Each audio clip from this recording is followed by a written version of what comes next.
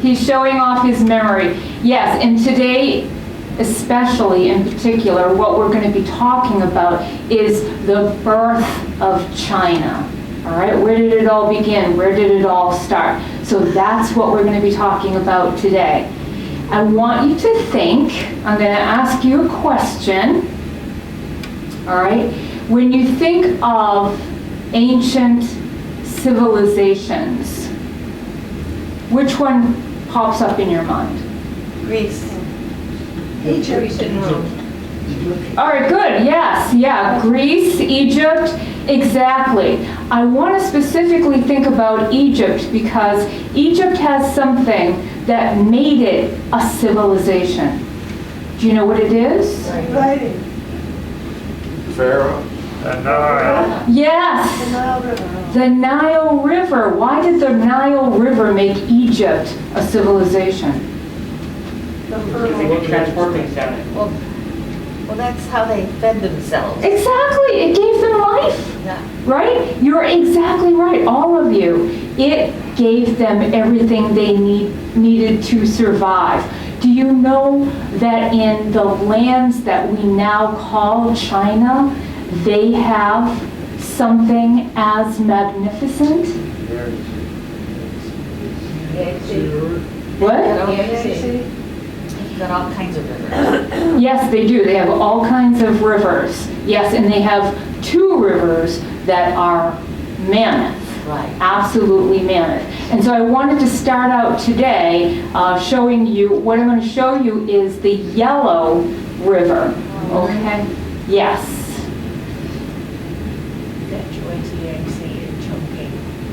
I went down those rivers.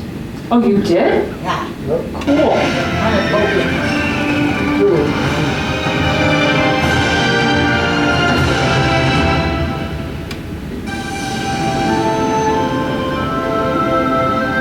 Known as the Mother River of China, the Yellow River has nourished the country for generations. The midstream of this ancient and mighty river is the most colorful and diverse section.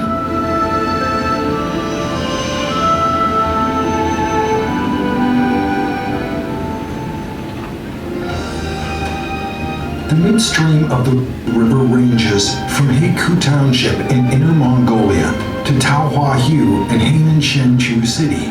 It is formed by both major and minor north trunk streams and the Senmenxia Reservoir.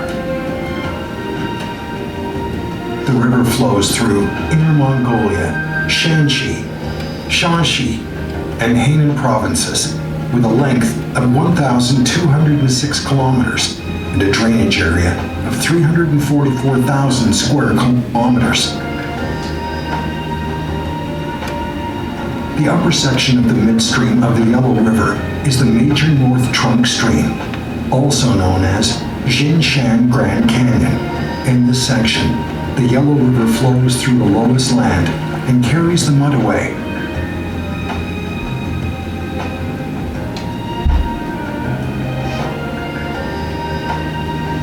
The remarkable elevation drop in this section provides abundant hydrodynamic resources, benefiting local residents with a generous supply of electricity.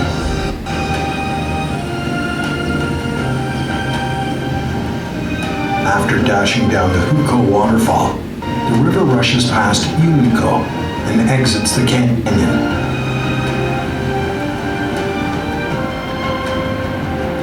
The riverbed suddenly broadens to 10 kilometers, giving the river a wide space to continue its journey.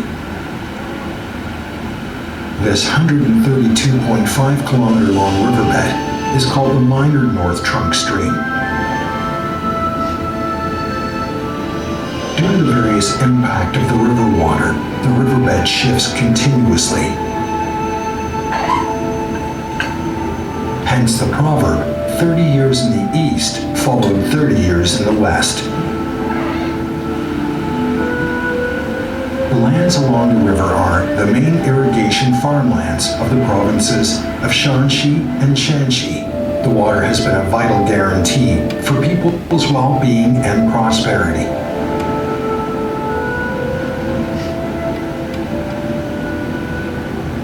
As the river forges on and reaches Tongguan in Shanxi, the southward bounding Yellow River encounters a drastic 90-degree turn in Fenling-Duco before continuing its eastward journey.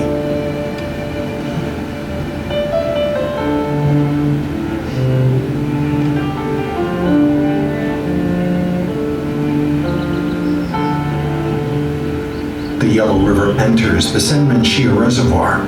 The gentle water slowly silts the sands in it. As the vegetation grows denser along the river, the Golden Triangle wetland emerges from here.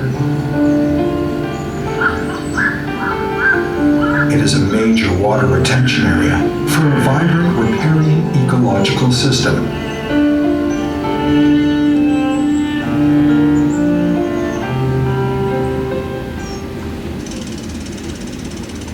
The wetlands along the Yellow River are home to many bird species.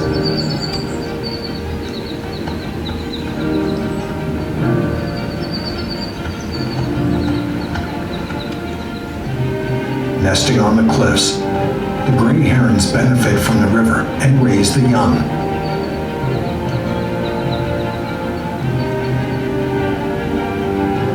Other wetlands at the Shengtian Lake and the Sanbuan Bay offer wintering spots for migrating whooper swans from Siberia.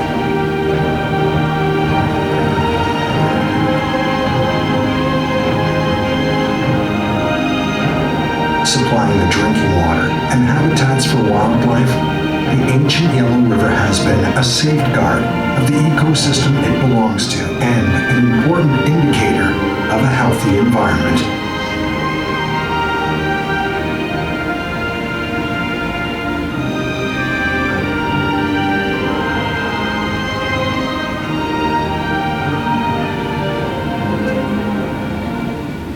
Did you enjoy that? Wasn't that pretty? Kind of muddy. Kind of muddy?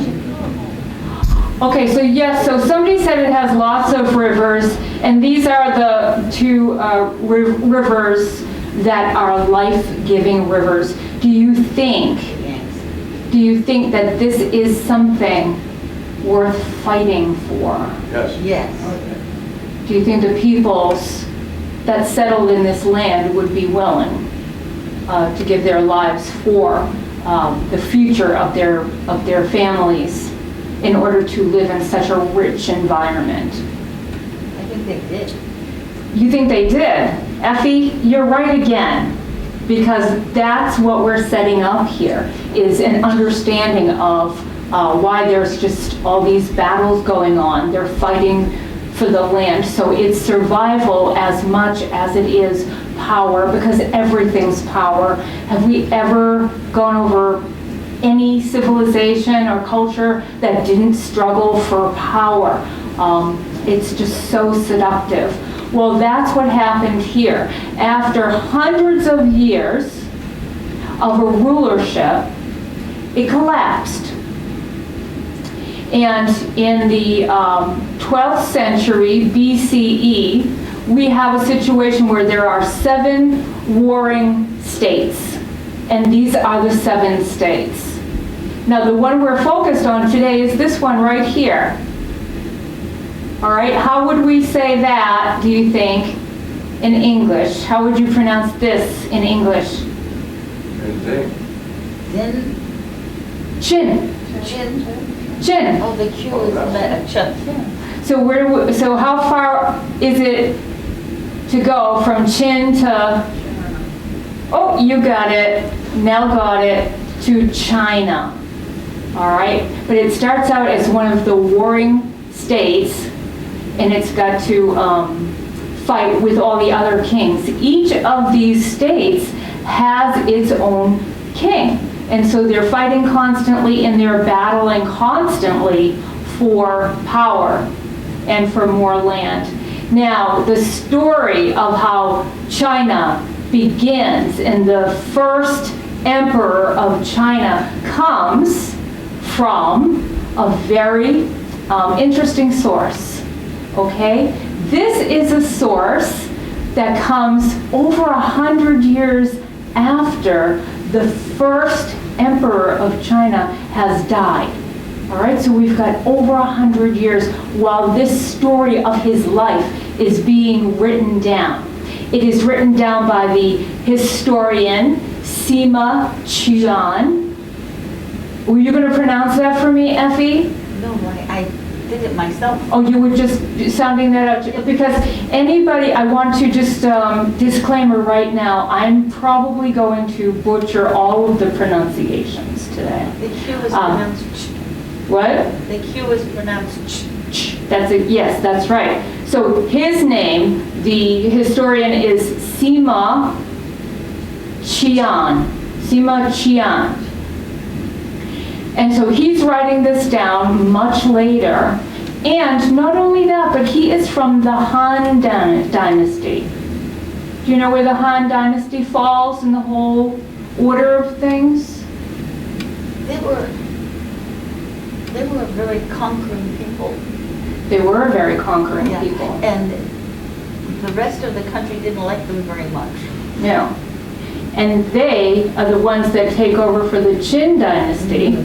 So you see how we want to understand when we're reading these histories, how much of it can be really accurate, right? It's written so many years after the fact, and it's written by the what? The conquering people. Yes, the conqueror. So we say that all the time here in Head Talks. When it's written by the conqueror, then we want to take it, we want to take it with a grain of salt. Okay? So are you ready for the story? Yeah. All right, we're going to hear the story of the first emperor of China and the birth of China. It starts out with this man. Well, that's not an accurate depiction of him. His name is Liu Buwei. He's a merchant. And he's a wealthy merchant, and he's a very good businessman. And as he's traveling these states in this country, he comes across a most lovely woman. And so he takes her as his concubine. But he also understands that she's so beautiful. He has a real opportunity here. He can take advantage of the situation he's in because this lovely woman would be somebody that the king of one of these warring states would instantly fall in love with and would want to marry. And so he takes his concubine to the king of, can you guess? Qin. To the king of Qin, the state of Qin, and he does. He sees her, and the moment he sees her, he falls in love with her, and he takes her as a wife. And now, what becomes of Liu Buwei? He gains favor with the king, and he becomes prime minister of the state. So he's still there. He's in the court. He's around, all right? Now, not long after the king marries this lovely woman, she has a child. She has a baby. This is the name of the baby. This is the year the baby was born or thought to have been born. But we're not going to call him by that name. Just to keep things simple. All right? We're going to call him by this name. Qin Shi Wang. We're going to call him throughout this whole series, this whole lecture. Qin Shi Wang. There it is. And I'm going to reveal to you what that means in just a few minutes. I'm not going to tell you just yet. All right, but that's going to be his name. He grows up, and he's the son of the king, right? He grows up knowing that he will inherit the throne one day. So he's educated, he's treated well, he believes he knows who he is.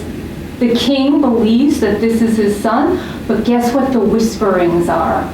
That he isn't. What? That he isn't. That he isn't, that who's his father? Who's his real father? First part. What? The first one. The first guy. Yeah. Lou. We're going to call him Lou? Lou. Okay, we'll call him Lou. I like it. Yeah. The whisperings are that she was already expecting when he brought her to the court, but the king believed that that was his son. But the mother and Lou knew the truth. So there are whisperings and innuendo spreading throughout the court of Qin. Now, when he is 13 years old, thank you, Edith. When he is 13 years old, his father dies unexpectedly, and so now he has become king, but he's too young to be king, right? So when you're too young to be king, you have to have a regent. And in this case, it was his mother that was the regent that was taking over for him. And he had no choice, right, but to trust his mother, that she knew what was best for him. Also, the prime minister, what are we calling him? Lou? Lou Bouet, we're going to call him Lou. How are you, Edith? A little screwed up with low blood sugar, thank you. Halfway. You're okay, Lou? I hope so. All right. Keep my eye on you. So those are the two people in his life, and he has no choice but to trust them, correct? Because he's only 13 years old. All right, now Lou, I love that we're doing that, calling him Lou. He's a little bit nervous now because all the innuendos are spreading around court that he's the real father. He is so close to the throne. He doesn't want anything to blow it for him right now. He's like that close to power. And so he's having an affair with Qin's mother, but he thinks that's a little bit dangerous. So what he does is he introduces her to somebody that he thinks she's going to like better. All right? We'll call him Lao. You want to call him Lao? Lao. Because we can't call him Lou, too. No. That would be too confusing. So we're going to call him Lao. Lao A, but we're going to call him Lao. Now, this man is very handsome, and he's very masculine, and there is an addition to the story that I'm going to have to leave out. Why? Because it's not G-rated? Because it's not G-rated, and you know I'm all about the G-rated. All right, so it's if you want to read it in the... Part. What do you read? It's the best part, I'm leaving out the best part. But you know, you all seem to understand. I love how you can read between the lines that I'm tossing out at you. All right, so yes, you're right. Whatever you're imagining is probably true. That was the rumors about him. And so the regent mother is very happy. Okay? Lao is very happy. And Lou also is very happy. What do we have? He's free of the gossip and the scandal now. Okay? He's probably the father of the king in waiting, when he comes of age, and he's still very close to his former mistress, and she's not mad at him because he's made arrangements so that she wouldn't be. So everything's going really well. But of course it can never stay that way, right? It doesn't stay that way. So what happens next is, I guess, inevitable. All right? The regent mother and Lao, they have 2 children. And the 2 children that they have are boys. They have 2 sons. All right, is that a threat? Of course. Yeah, it's a big threat. Yes, because Lao is now probably a little drunk with power, right? He's got a great position in court. He's got 2 sons with the queen, with the dowager. He wants power for himself, and then he wants to pass that power on to his sons. And as the years go by, he gains support for this idea. And at some point, after so long, his support is enough that he thinks he can overthrow the current king.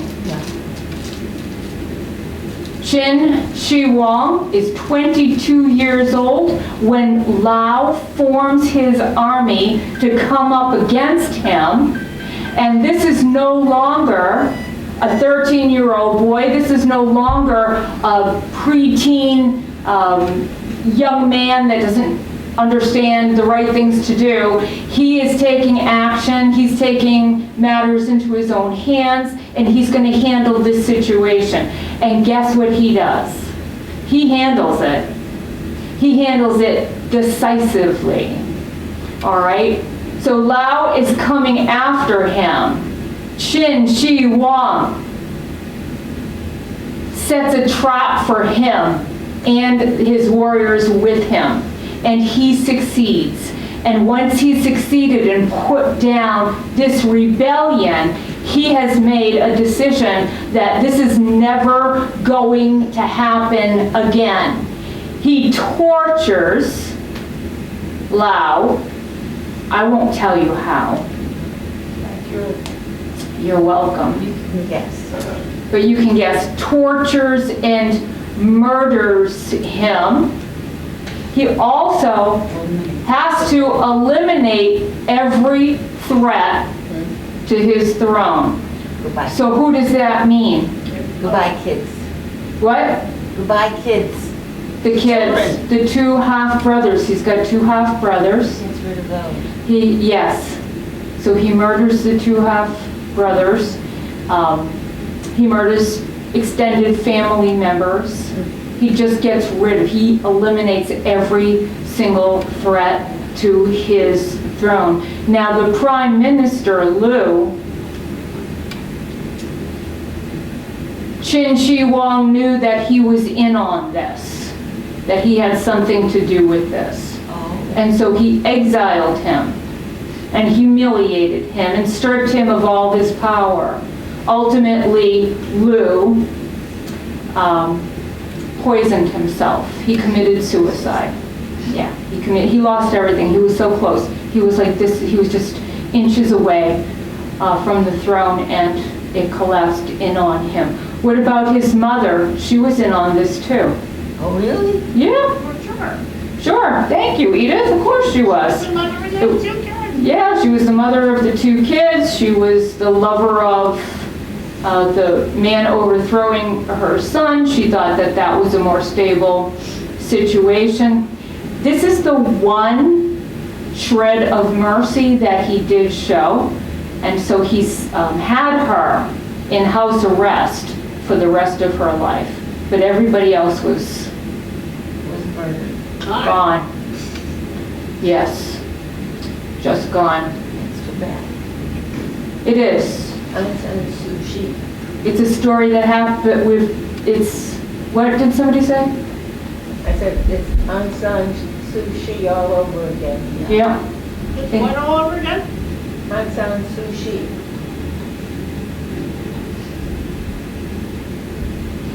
So what does he have to do? Have an army. Well, he's got an army now. He's got an army. So normally, back in these days, who were the army? Who were in your military? Well, all the young men, I guess. Farmers, right? Yeah. The farmers. If you had to go to war, if you had to protect your land, you were just getting all the people, the militia, right? They were just putting down their putting down their plows and picking up their crossbows. All right, there is no standing army at this time. It is just farmers protecting their borders. But Qin decided that what he really needs is a standing professionally trained army. And he builds this up. And so he's taking these young men and he's training them. He's also got state-of-the-art weaponry that nobody else has. There are crossbows that that have spare parts. You could change and repair your crossbow in the field. And that was something that hadn't happened before. With their blades, they coated them, and I'm not going to pretend I understand the method, but the method was so effective that even 2,000 years later, when they find these blades, they're still sharp. They look like they are too. They're still sharp, yes. So these are dagger axes that were found. So now he has an army, and as he's building it, it becomes bigger and bigger, and it's written that he has about 1 million men. 1 million trained professional soldiers. So now he's ready, isn't he? He's ready. And he's going out to fight. He's gonna go. Yeah. He's gonna go. He's gonna go east. All right, because these are the lands. These are the lands that were once united. He's gonna reunite them. He's gonna reunite these lands. Yeah, he's gonna reunite these lands. So he takes his army, and he knocks one down, then he knocks the other one down, and then he knocks them in one by one by one. He covers this entire land. And what do we have for the first time ever? United China. A united China. A united China. All the lands together, united under one authority. And there's a coronation. That is actually the crown. Look at that. Isn't that interesting? Edith, can you see? Yeah, fine, thank you. Look at that. It's really elaborate, isn't it? It's That's what it means to be headstrong? That's what it means to be headstrong. Thank you, Edith. It's lovely and it's elaborate. But I don't know how practical it is. Right? I don't know. But anyways, there's a coronation. And he announces himself and gives himself a new name at the coronation. It's a name we've been using. Qin Shi Huang. And what does that mean? Any guesses? Emperor. First Emperor of China. That's his name. First Emperor of China. And in this moment, this is the birth of China. And the year?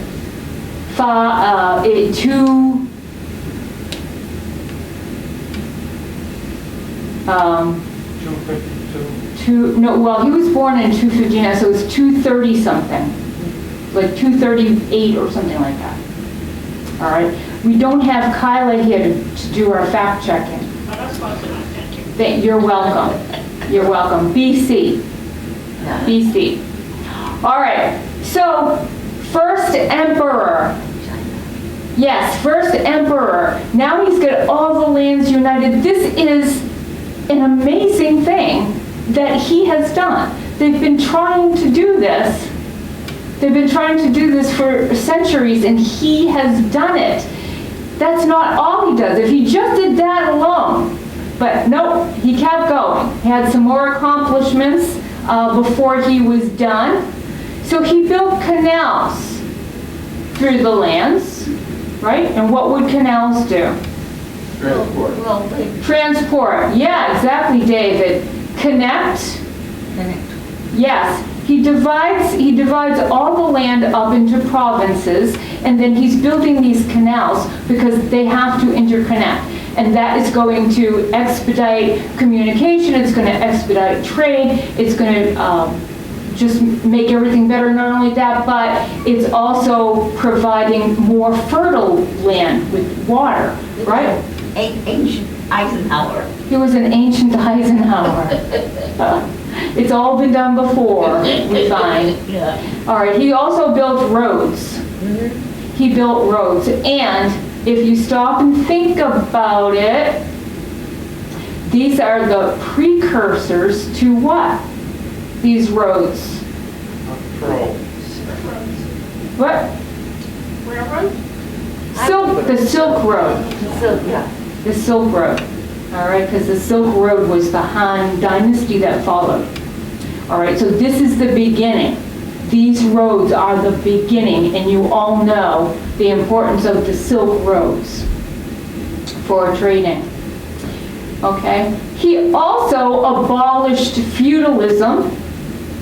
That was the system of the land. He abolished feudalism and he replaced it with legalism. Now, I'm not going to go into that today because next week we're going to look at the 3 philosophies of the Chinese culture, which is Confucianism, Taoism, and legalism. So we'll really take a good look at that next week.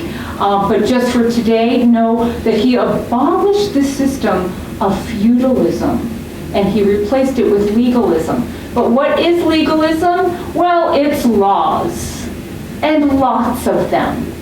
Lots of detailed laws that people had to know and they had to live by. And why did he believe in legalism? Well, he believed people were Create order. evil. Create order. He wanted to create order. That's exactly right. And also, he believed people were evil. Yes. As Effie said, he believed people were evil. Well, the statement is that people are selfish. Oh. Same thing. Same thing. People are selfish and they need these laws. And so he instituted all of these laws, and there were quite a few, and he did follow through on it. He eliminated all the currency except his own. It's all gone.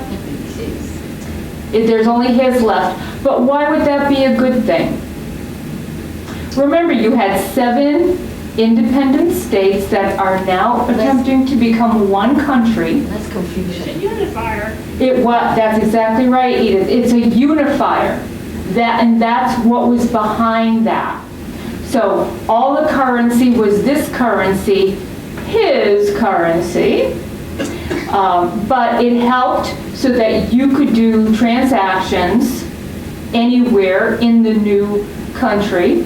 He also unified weights and measures. So if you went anywhere in the country, you're paying with the same kind of a coin for the same amount, all right? So if I'm buying a certain weight of wheat, I'm going to get it for the same price in the east as I am in the west. It's going to be the same price. It is a unifier. So weights, measures, currency. He also eliminated all writing except for his. All right, so he instituted one script, one form of writing for unification and for better communication and to eliminate misunderstandings, because can you imagine the misunderstandings? Yeah, if you have a symbol for horse that looks one way and somebody else has a symbol for horse that looks another way, so you think you're buying a horse, but you're going to get a chicken, that would be a problem. That would be a problem. Now, he also doesn't just expect people to simply do this on their own. He sends out scholars all throughout the country. Scholars go out and they are teaching the people the one unifying script. So everybody's learning how to write in that one language. But that's not all. But that's a lot, don't you think? Yeah. All right, unifying an entire country, Well, he knows how to go about it too. creating the first standing professional army, unifying through language, currency, trade, canals, roads. Well, he had another trick up his sleeve. Wow. Any guesses? He's got more? He's got more. On the wall. Woo! Did you know this was him? No, I didn't know that. Oh yes, this is him. The Great Wall of China. Would you like to see an aerial view of the Great Wall of China? Yeah, Of course you would. I know you do. I walked on it too. Oh my gosh, Effie. I've walked on it too. Well, I'm not surprised, Peggy. It's quite a wall too, let me tell you. It goes on and on.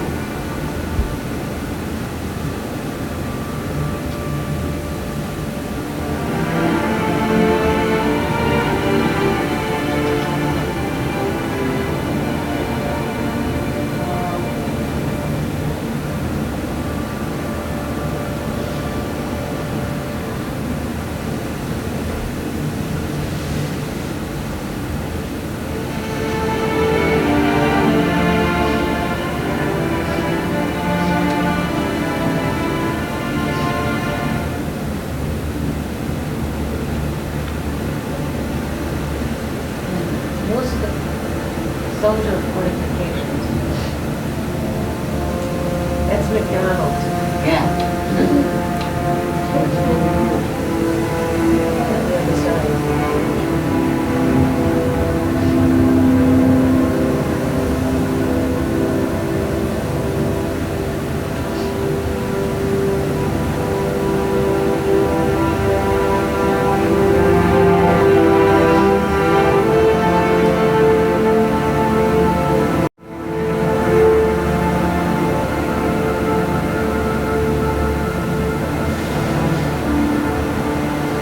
It's amazing to think about that wall was built before anything. Yeah. You know?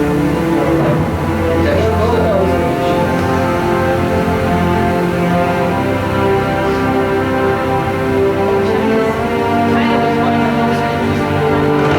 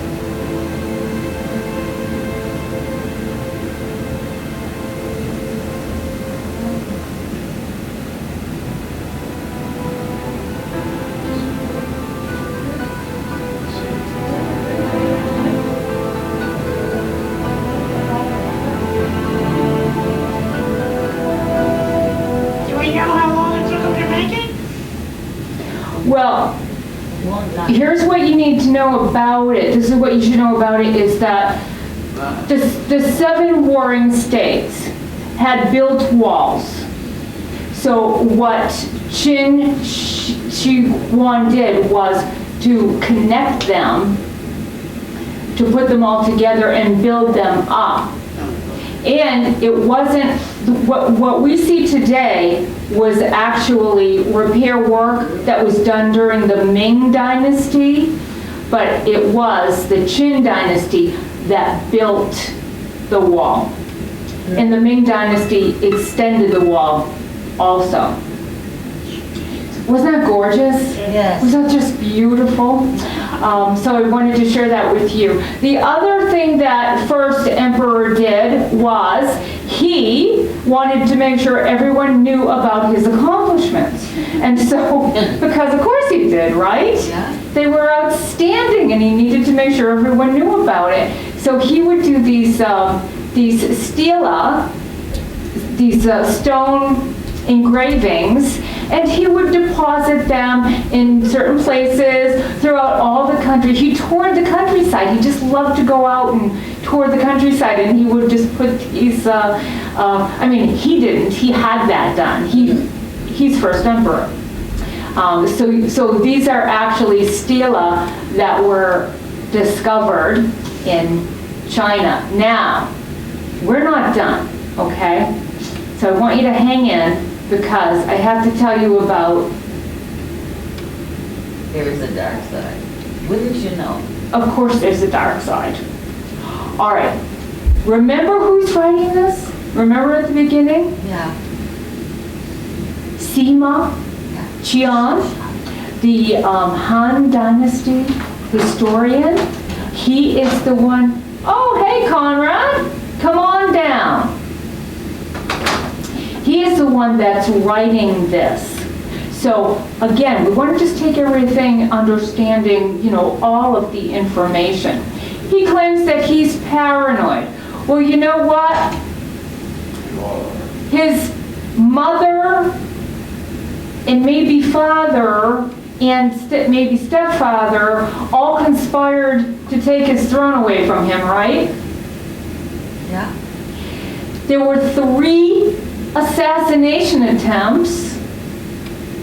Okay, so paranoia, I think, might be normal reaction under these circumstances. So maybe we're not sure. It also says in the history that he burnt all of the books except for farming books. So you could have a book on farming and you could have medical books.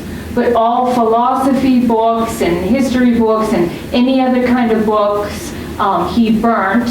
All right, I want you to see the actual antique books. Look at that. Oh my. Isn't that awesome? And then you roll them up. I know, not everybody will share my love of stuff like this, but I had to show you. That's amazing. Look at them rolled up. Isn't that great? Wow. Yes, they're just beautiful. So he had them all burned, and when the intellectuals had something to say about that, they objected. Guess what first emperor did? He buried them alive. According to history, he buried them alive, not just buried them. The other thing was he was obsessed. He becomes obsessed. He has all this great, mind-boggling accomplishments. And so he starts to think to himself, you know what? Maybe I could just live forever. There must be some elixir out there. Somebody must know. There has to be a secret, cocktail that I can have. And so he sends all of his wise men, his alchemists, out to find the great elixir. And do you know what they come back with for him? Aspirin. Aspirin, did you say? That's what Ian said. They actually gave him mercury. Ugh. They gave him mercury. He ingested mercury. All right? Well, let's find out. Did he die? Well, Well, so somebody said, did he die? He died. The answer is yes. He died. He died, yes! He died of poisoning. So he's out touring the countryside, maybe with some stela of his accomplishments in tow. And he dies, and he's most certainly died of mercury poisoning. He's 50 years old. And he's still young. He's still young. He's just, how ironic, think about it. He died from what? The pursuit of immortality. He died trying to not die, is how he died. That's what he died from. All right, now here is something really, really, really sad. And it's just so sad. He's had unbelievable success, unbelievable accomplishments, accomplishments that we can see today over 2,000 years later. It still exists. What he set in place is still there. And guess how long his dynasty lasted after his death? It didn't last very long. 4 years. No. 4 years. No. He did all these amazing things, except he forgot to secure the dynasty. Yeah. And it was taken over by the Han dynasty. But in his quest for immortality, it might just be that he succeeded. Because Yes. Effie knows what I'm going to show you. In 1974, over 2,000 years later, some farmers were out digging a well. They're out digging a well, and the most curious thing happened. The curious thing that happened was, well, they found a terracotta head of a Chinese warrior. They found this head. And they're thinking, well, let's call somebody. This could be that. What if it's worth something? You know, we might have something here. So they call authorities. The authorities come out and they start digging around.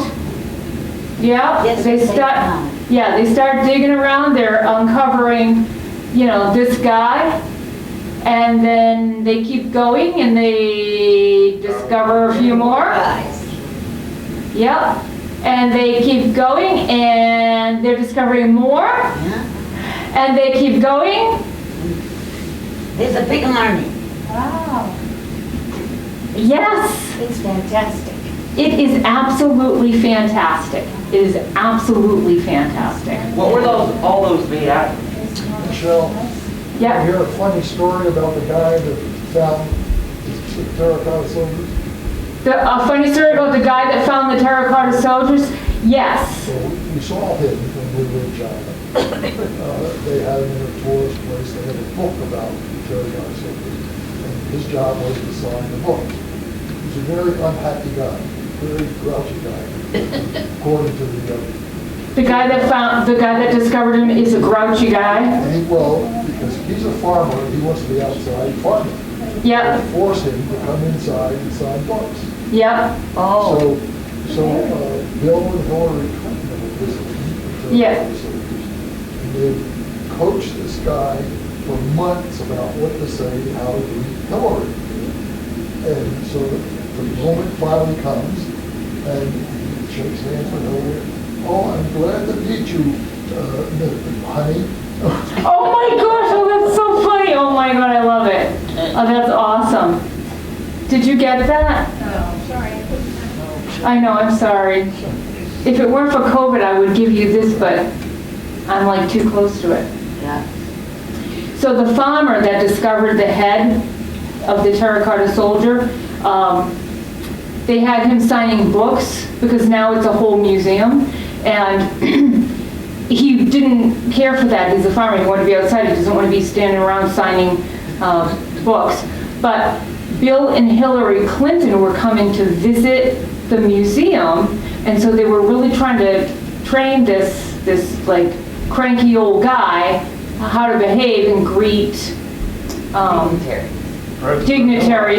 dignitaries. Well, when they arrived and he was being introduced to Hillary Clinton, he got so nervous he forgot what he was supposed to do, and he just said, "Hi, honey."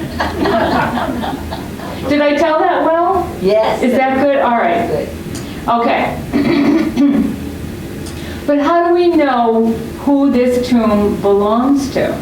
Well, we know because they found a sword, they found a dagger axe, and it was inscribed, and guess who the inscription was to? Yes. The first emperor. They say that these were made for the first emperor. They have literal confirmation that these were made for the first emperor. All right, I want to show it to you real quick. I know we're running late here and I want to make sure we finish.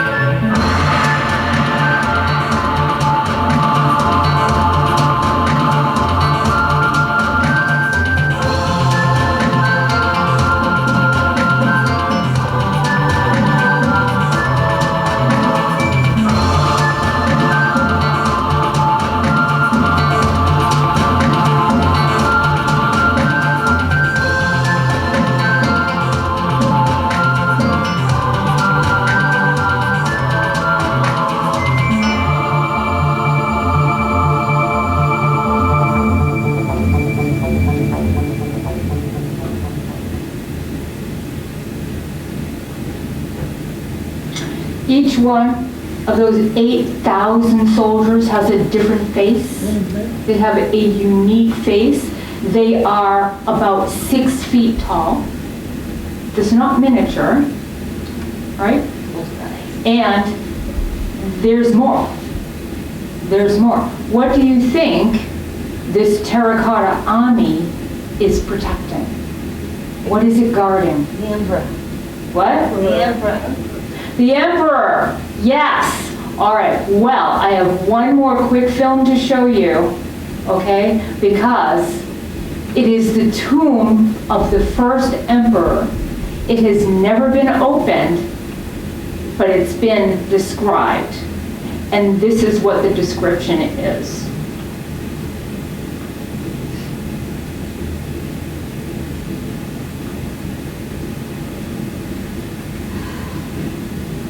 Emperor Qin Shi Huang has left treasures to be discovered in a tomb buried 114 feet underground.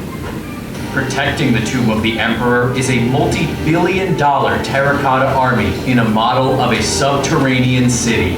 But the tomb itself is protected by poisonous mercury rivers and has never been excavated. From bronze weapons to chariots and thousands of warriors, the unearthing of the emperor's army is one of the most vast archaeological discoveries in the world.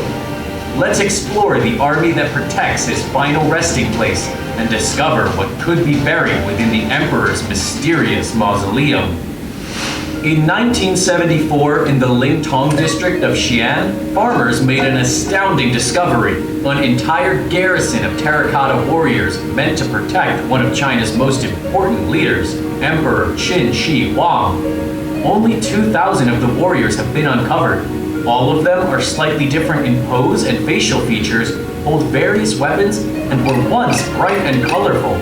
Even after being buried for more than 2,000 years, their blades are sharp and dangerous, and they tower over us at a height of 1.8 to 2 meters tall. Out of the 4 pits that make up the hidden underground city, warriors have been unearthed in 3 of them. The first pit is the largest, about the size of 2 football fields. It includes chariots and the infantry, with over 6,000 individual figures and 50 chariots in total. The second pit is only half the size and has the most army units. There are more chariots and infantry, as well as cavalry and crossbowmen. The third and final excavated pit is the smallest, with just 68 figures, 4 horses, 1 chariot, and 34 weapons. The warriors all face east. According to historical records, the original ruling area of Qin was in the west, and the emperor looked to the east in his mission of unifying China. The value of these historic treasures reflects the kind of massive historical discovery this army really is. 1 terracotta warrior is estimated to be worth 4.5 million US dollars, so about $36 billion for the entire army. When you include the 100 chariots, 400 horses, and more than 100,000 weapons also unearthed, the wealth of the army is expected to be closer to $50 billion. So what exactly is this army protecting? To discover that, we have to go past the subterranean city to the hidden tomb of the emperor. Born in 260 BC and now remembered as the first emperor, Qin Shi Huang was one of China's most important rulers, and his tomb is a thing of legends.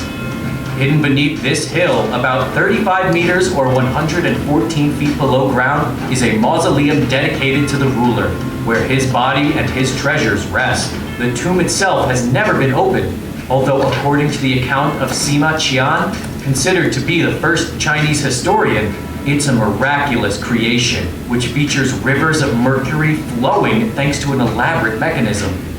He describes the tomb as being full of precious and rare treasures, as well as traps, like hidden arrows triggered by intruders. He describes the vault as having a large dome decorated with the sun, moon, and stars, and the ground depicts the 9 regions and 5 mountains of China. Construction of the vast tomb took 38 years and the labor of hundreds of thousands of convicts. When the tomb was completed, it was covered in grass and trees. The decision to explore the tomb is up to the government of China, but it's not an easy one to make. Scientists do not want to risk damaging the burial tomb, and the mercury within is poisonous. It would also cost tens of millions of dollars, if not more, to excavate. What did Emperor Qin Shi Huang accomplish during his reign to earn such a complicated burial? To answer this question, we have to look back at the economic power of the Qin dynasty. The Qin state's economy was organized to create an agricultural-based militarized society to enhance the power and wealth of its ruler. As a result, the Qin conquered neighboring states and unified China. He even went so far as to abolish all currency except his own, the banliang. During his reign, he also undertook epic construction projects like the Terracotta Army, complex road systems, and even the Great Wall of China. While we don't know the emperor's exact wealth during his reign, the wealth of his dynasty is apparent through the Great Wall. It's estimated to have cost roughly 95 billion US dollars and was originally 21,196 kilometers or 13,170 miles long. While the simple bronze banliang coins may only sell for about $10, a rare silver banliang sold at auction in 2011 for over $334,000. This coin is the only known specimen of its type. Thanks for watching, and we hope you enjoyed uncovering some of the mysteries of Emperor Qin Shi Huang. That's crazy. Of years after his So somehow, when they built this, they knew that mercury was poison. Well, isn't that interesting? Like they thought that mercury was okay to give to the emperor, or is anyone suspicious? You should have had a taster. Okay, yeah, he should have had a taster, exactly. Yeah. That stuff is so heavy, dealing with it is not, I mean, you have to think 10 times before you even touch this stuff. Well, they did testing, and there is high levels of mercury underground on that hill. There is absolutely high levels of mercury. Where did On they get it. them? I'm sorry, Victor. And then the other thing that is said is that they found a burial site there, and they believe that the designers of the tomb were killed because they didn't want anyone, to know all of its secrets. But the historian seems to know what's on the inside, and that was over 100 years later. So that's a question I have also, right? How did he know if they killed everybody that was involved in it? But anyway, I think that after all that's said and done, I have to say that he did accomplish his goal of immortality. Because here we are, right? Yeah. Over 2,000 years later, and we're talking about first emperor, Qin Shi Huang. Now, next week, as I promised, we will be looking at the 3 philosophies of China. Now, they predate China that we discussed today. However, these are the philosophies that influenced China once it does become a country. And we know that because first emperor went for this one. Okay, so next week we're going to look into the cultural philosophy of this amazing country. Thank you for coming, and thank you for staying.